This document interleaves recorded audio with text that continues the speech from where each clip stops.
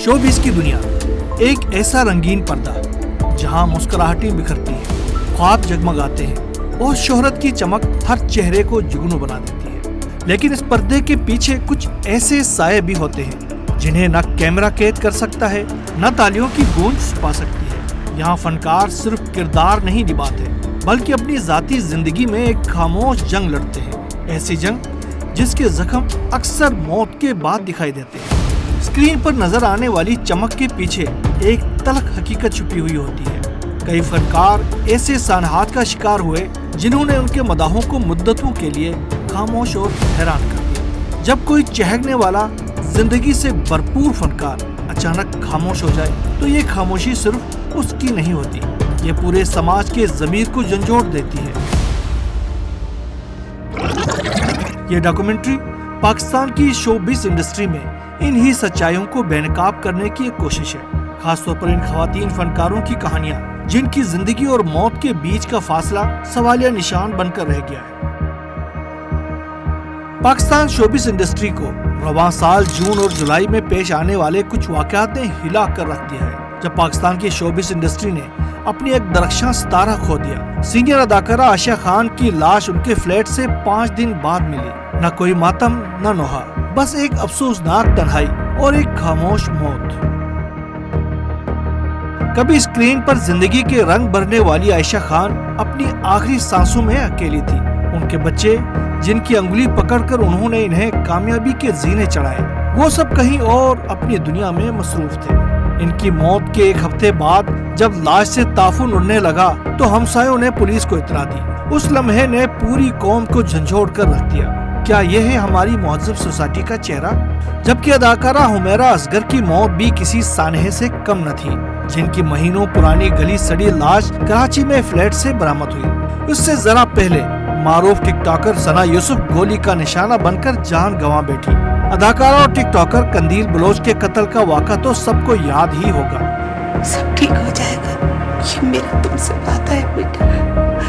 बस 77 साला सीनियर अदाकारा आयशा खान जो कभी टीवी स्क्रीन पर जगमगाती थी, जो हर फ्रेम में जिंदगी, जज्बात और फन का मुजस्समा बनकर उभरती थी, उनका शुमार इन अदाकारों में होता था जिन्होंने पाकिस्तानी ड्रामे को आलमी सतह पर पहचान दी। लेकिन उनका अंजाम एक खामोश खबर जिस पर नाम की तख्ती भी नस्ब न थी, वो जिन्होंने हजारों चेहरों पर मुस्कुराहटें बिखेरी, खुद बगैर किसी चेहरे के रुखसत हो गई। यानी आयशा खान की जिंदगी जैसे पर्दा स्टेज पर शुरू हुई थी, वैसे ही बगैर किसी पर्दा गिरने के खामोशी में इख्तिताम पजीर हो गई। कोई हुजूम, कोई हंगामा, न ही कोई पुराना साथी, न कोई कैमरा, न शोर-ओ-गुल, सिर्फ खामोशी, एक उदास हवा।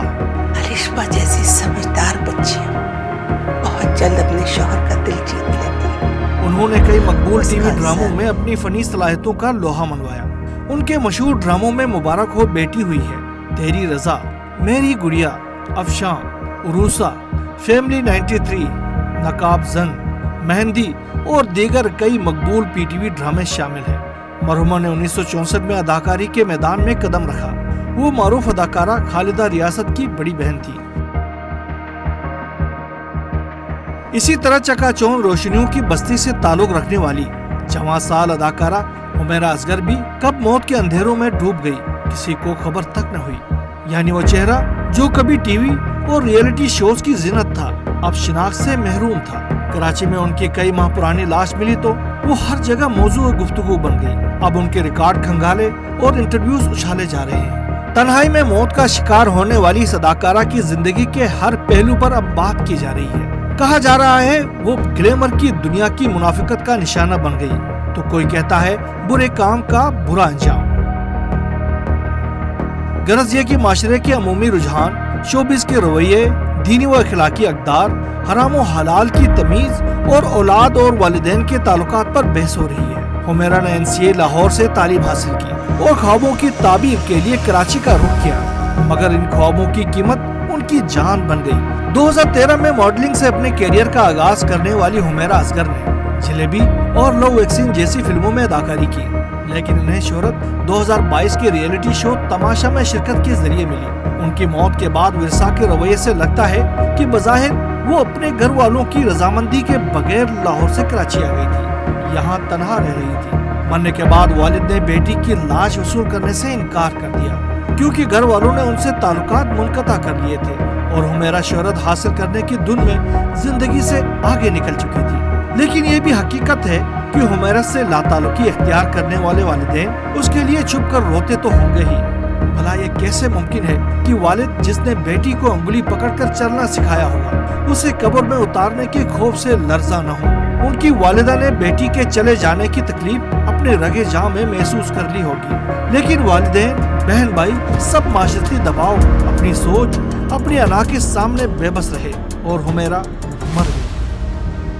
हुमैरा की जिंदगी और मौत ने हमें तन्हाई, जहनी दबाव और शोबिस इंडस्ट्री की बेरहम हकीकतों पर सोचने पर मजबूर कर दिया है। जहां रोजाना नए चेहरे मुतारिफ करवाए जाते हैं, वहीं पुराने चेहरे गैर महफूज, बेयारो मददगार और तन्हा हो जाते हैं और नाकामी का खौफ इनकी रगों में सरायत करके उनकी जिस्मानी और ज़हनी सेहत की तबाही का बाइस बनता है, क्योंकि इस शोबे में आमदन बेयकीनी और मुस्तकिल नहीं है। शायद यही वजह थी कि हुमैरा असगर ने भी कई महीनों से मकान का किराया तक अदा नहीं किया था, जिसकी वजह से उनके मकान मालिक ने बिजली बंद कराने के अलावा फ्लैट खाली करवाने के लिए अदालत का दरवाजा खटखटाया था। आयशा खान की तरह हुमैरा असगर की मौत की खबर भी सोशल मीडिया और शोबिस हलकों में सदमे का बाइस बनी। सार्फिन ने अफसोस का इजहार किया और सवाल उठाया कि वो इतनी तनहा कैसे हो गई।